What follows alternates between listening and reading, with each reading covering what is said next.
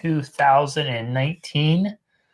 Apologies for being a couple minutes late today. I had to reboot my computer. I didn't realize I would, and this one's a little older, a little slower, a little clunkier, so it doesn't quite reboot as fast as we'd like, but here we are. And today we're going to be diving into the third part of our mindset series this week. While I'm getting everything booted up, if you want to invite some friends, family to join in us, feel free to do so. And if you're on yesterday's live, just comment, what was the biggest takeaway you had of yesterday's live or any of the lives this week? I'd love to get some feedback from you. What is the biggest takeaway you've had from yesterday's live or any of the lives we had so far this week?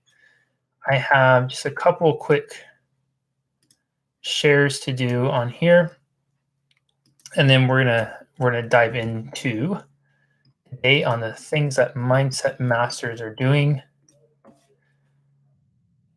And those of you who have been regular Facebook livers, are you finding value in these?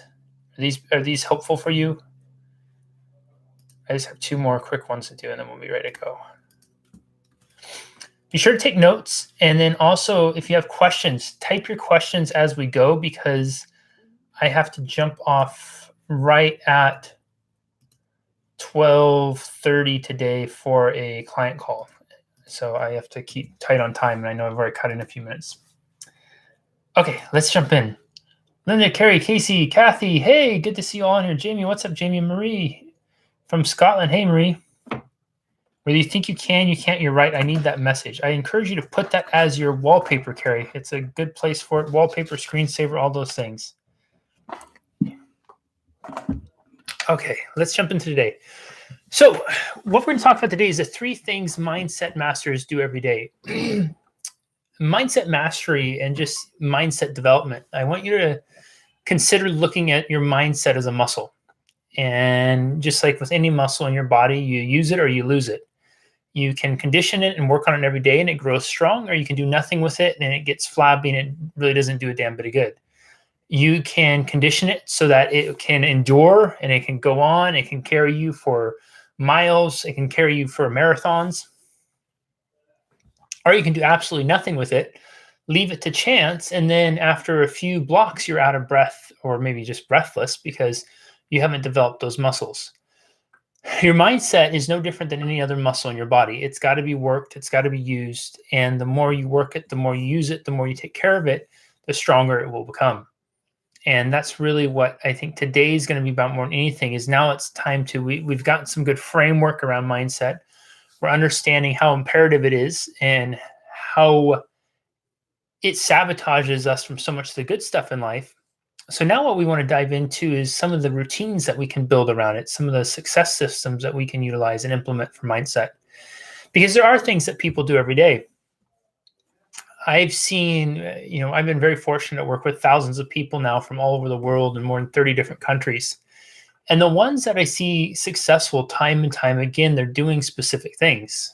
And I've seen people do extraordinary things. I've seen people completely resurrect their relationship from the ashes and just create this epic, Hollywood-esque romance. I've seen people, take their business from where it was struggling, about ready to close, to exploding it to the stratosphere in ways they never had before. I've seen people lose hundreds of pounds when they had struggled to lose 5. I've seen people kick addictions. I've seen people go from feeling this constant feeling of being stuck, being the hamster on the perpetual hamster wheel, to getting off it and just going forward and living a really thriving life. I've seen so many extraordinary things from people who have accomplished these things, who came to me all with the same thing. They wanted more. They wanted something different. And the challenge always boiled down to their mindset. They were stuck here, and then they experienced that stuck feeling in here. And once we were able to work through that, transform it, life just opened up to them in ways that they never thought it possible. So I want to preface with that, because if they can do it, all of you can do it too. And wherever you are in your journey, whether you're just getting started in your mindset journey, whether your mindset is kind of all over the place, or you've mastered a certain amount of mindset and you're ready to go for new levels of it. Fundamentals basics. It's like having push-ups as a cornerstone in your workout routine, working on planks and squats and lunges. Having those cornerstones, those things that we can always come back to, are always imperative, because without a strong foundation, you could build the most badass looking structure on top of it, but just enough wind comes through and the thing crumbles. And we don't want your mindset to crumble. We want it to be an impenetrable. So even if the wind comes through it, it can weather the storm. It can bounce back better than before. So the three things. And these things aren't mutually exclusive. These are just three things that I see as some of the most important and some of the most consistent with people who are really mastering mindset in this level. Number one, they clear the weeds out. They clear the weeds out. I have shared this with you before. You're going to hear me share it again. It is imperative that we create space to plant the seeds of whatever it is we want to grow.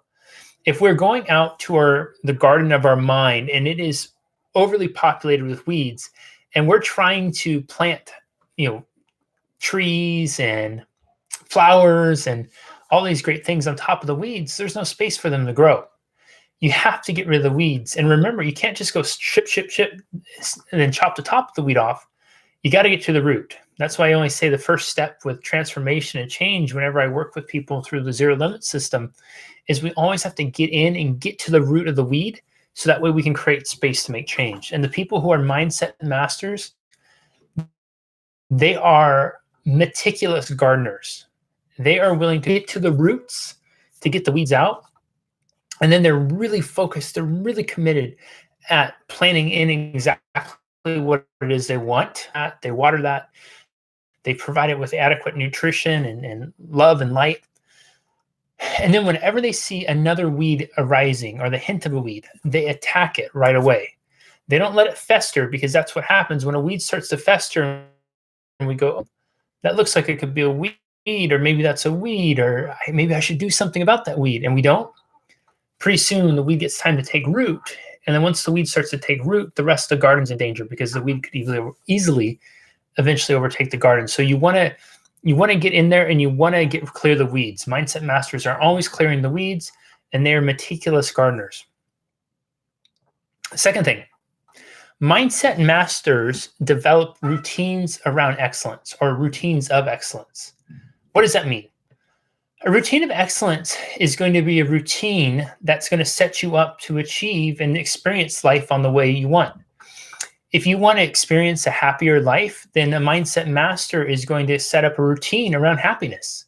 And it sounds funny to say a routine around happiness. Why can't you just happy and being happy and staying happy is a skill set just like anything else.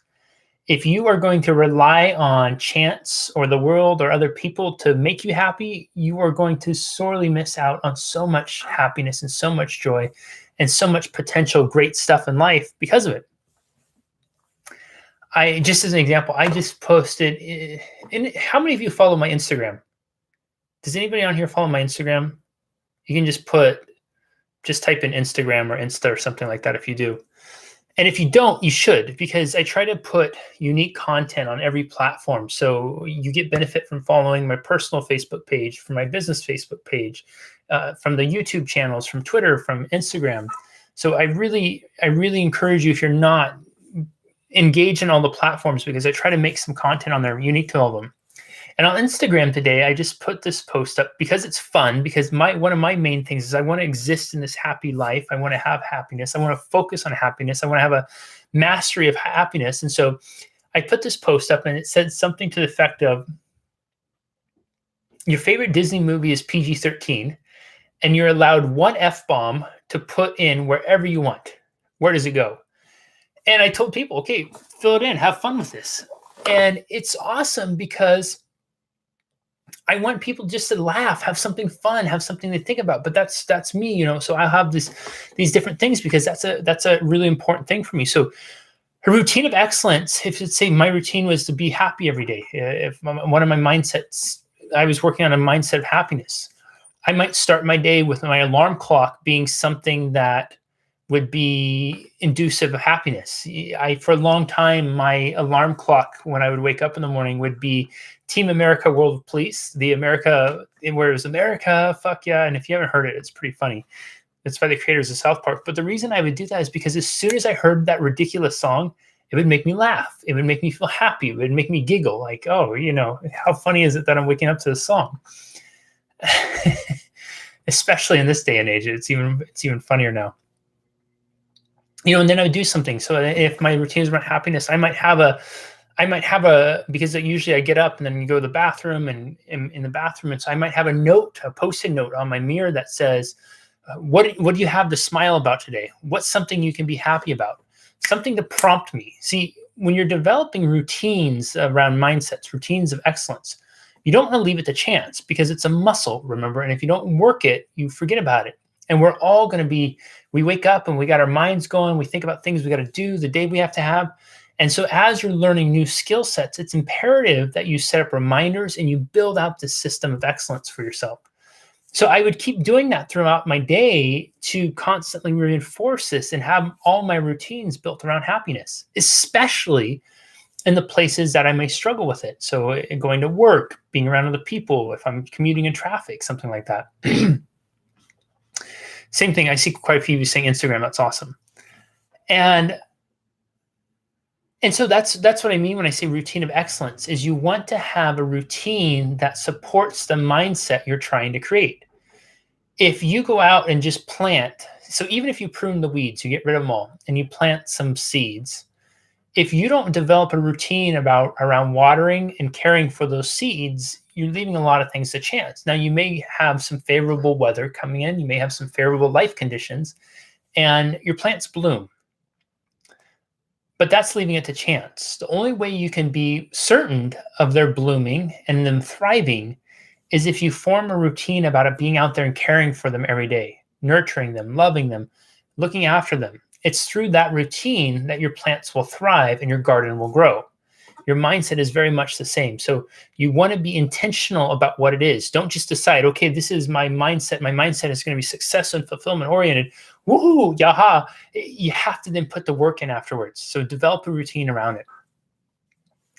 And the third thing that mindset masters do every day is they have some sort of accountability system in place for them. They have some sort of accountability system in place for whether it's themselves, with someone else, a coach, a mentor, a friend, a family member, or both. They have a system of accountability in place because they recognize how imperative it is for them to create structure, to get feedback, and to get an outside perspective in what they're working on. I don't care how self-aware someone is, you will never be as self-aware as someone who is focused on your self-awareness. And I shouldn't say never, because we all, if we're very self-aware, we have a great deal of ability to be self-aware. And sometimes I think one of the greatest opportunities of self-awareness is to be self-aware enough of self to know that having a second or third person, an outside perspective, is going to be really imperative to our growth.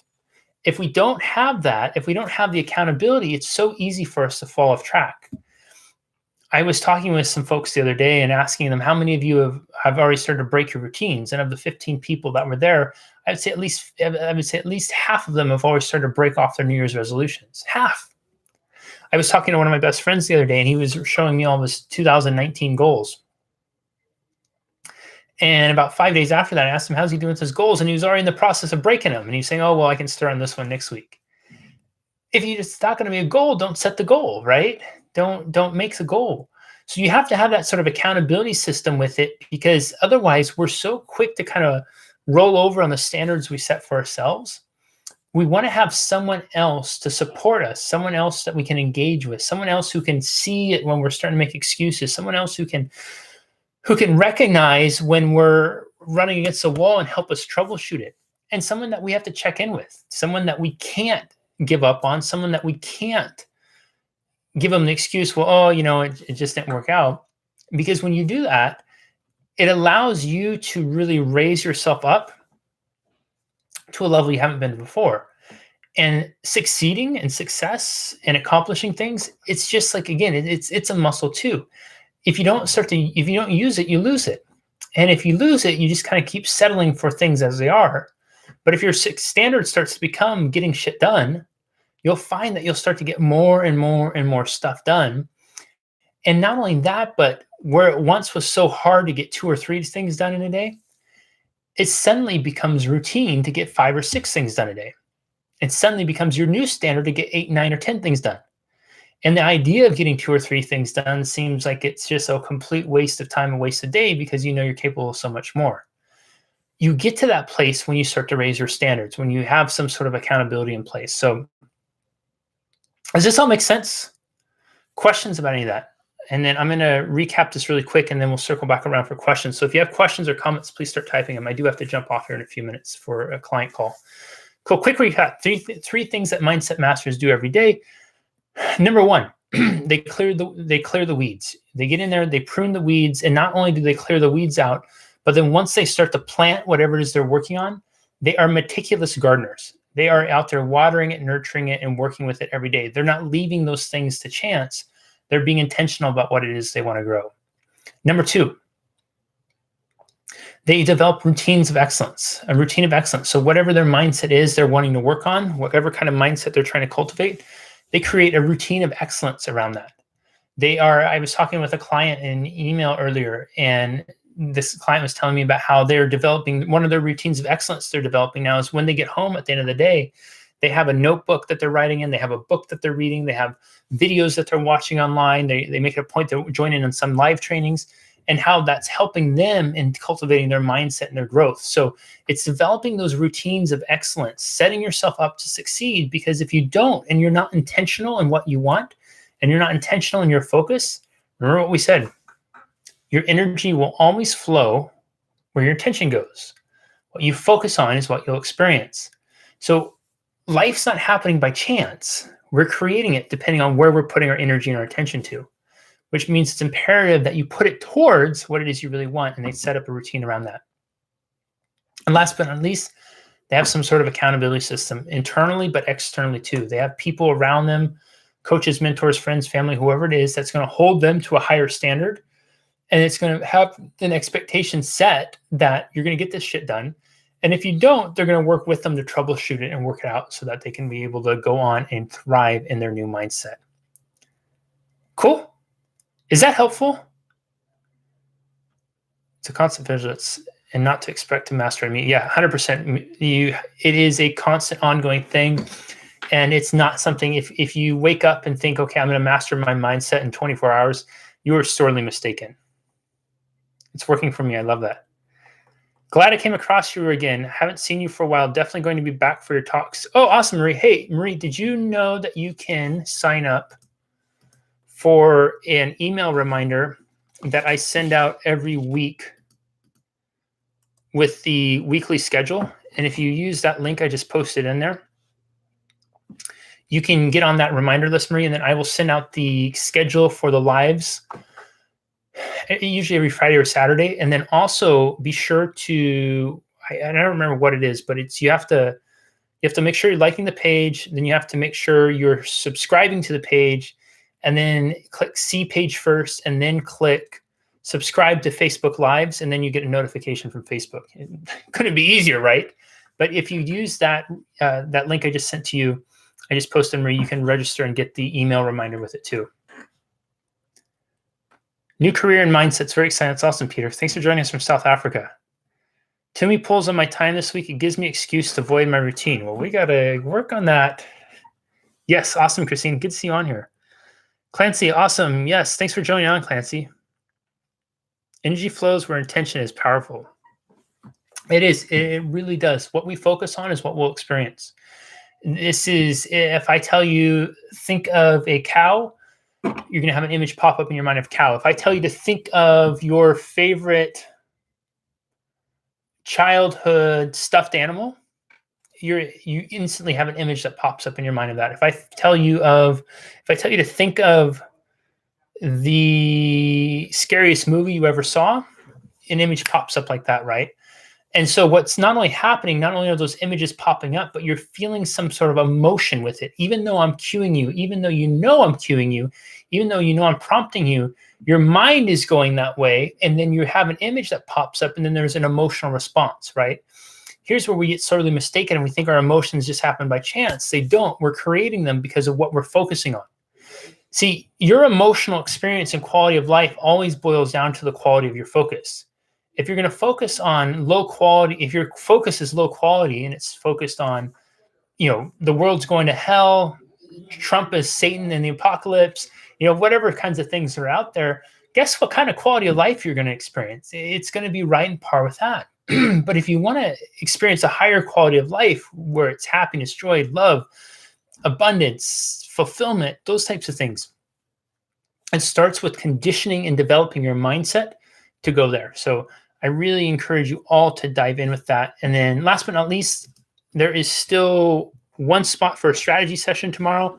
If you want to jump in and grab that last spot, you can use that link right there.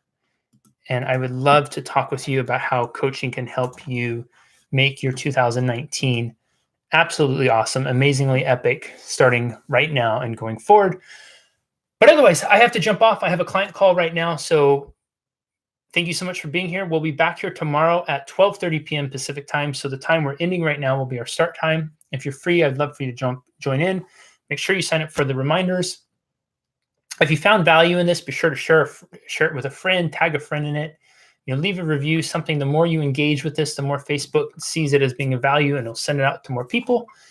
If you have questions about it, don't hesitate to message me, post them in the comments, all those types of things, and I'll be happy to answer them.